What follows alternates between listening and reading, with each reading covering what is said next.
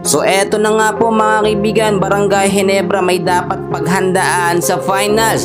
Justin Noype Brownlee at RHJ muling magtatapat. Dalawang coach Chot Reyes at Coach Yeng Giao hindi makapaniwala na nasa finals ang Barangay Ginebra sa kabila ng kakulangan nila sa lineup. And bago yan kaibigan, wag po munang kakalimutan na i-like at i-subscribe ang ating YouTube channel and then pahit na rin po ng notification bell. Maraming salamat po. Mga kaibigan, alam naman natin hindi imposible na makapasok po sa finals ang Barangay Ginebra, and very obvious ilang beses naman na sila nakapasok sa finals, no, kahit kulang po sila sa mga player. Ang sinasabi natin mga kaibigan, maraming nakapansin na kahit po si Japet Aguilar lamang, no, ang tumatayong big man nga po o sentro ng Barangay Ginebra, ay nagagawan pa rin po, no, ng Barangay Ginebra na manalo, especially ng talunin po nila eto nga pong San Miguel Beer. Nakita natin sa semifinals nakadigatan talaga ang score.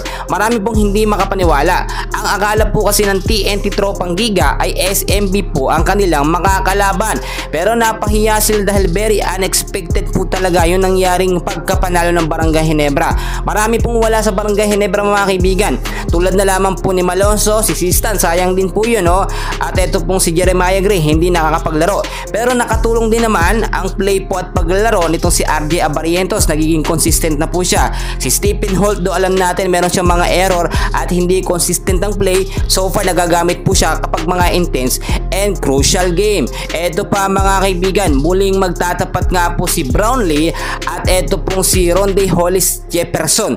Eto po yung sinasabi natin na import po, no, ng TNT Tropang Giga na dapat nga daw pong paghandaan at banta nga po sa Barangay Ginebra. Kahit po mga kaibigan, si Coach Yeng ay hindi makipaniwala na makagawa ng Barangay Ginebra na makapasok po sa finals sa kabila po ng kakulangan nila sa maayos po na lineup. Alam natin, no, talagang number 1 na problema ng Barangay Ginebra ay yung additional po na sentro. Kapalitan nga po ni Japet Aguilar. Marami kasing nagsasabi na malabo daw manalo ang Barangay Ginebra dito sa TNT dahil nung huling naglaban po sila, nakita naman natin natalo ng TNT etong Ginebra kasi po naglalaro noon si Mikey Williams. Sa pagkakataon pong ito, patas na po, no, dahil wala naman pong Malonzo ngayon, walang Sistan at walang Gray sa Barangay Ginebra. Do sabihin natin meron pong RJ at Abarientos at merong Stephen Holt, hindi rin masasapat yun. Sabihin natin fair yan, walang magsasabi po mga kaibigan na lamang sa koponan o lamang sa player ng Barangay Ginebra.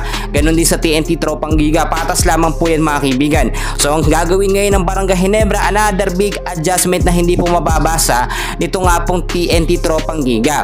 Maghaharap po mga kaibigan si Brownlee at RHJ, which is alam naman natin nagkaharap na noon at tinalo ni Brownlee. Ito nga pong si Jefferson at hindi na talaga uubra sa panibagong sistema po ng Barangay Ginebra. So ang dami nating dapat abangan, no? Finals po yan sa araw po ng Linggo 7:30 mga kaibigan. So suportahan natin ang Barangay Ginebra and never say die, mananalo at muli magkakampiyon mo ngayong conference na ito ang Barangay Ginebra.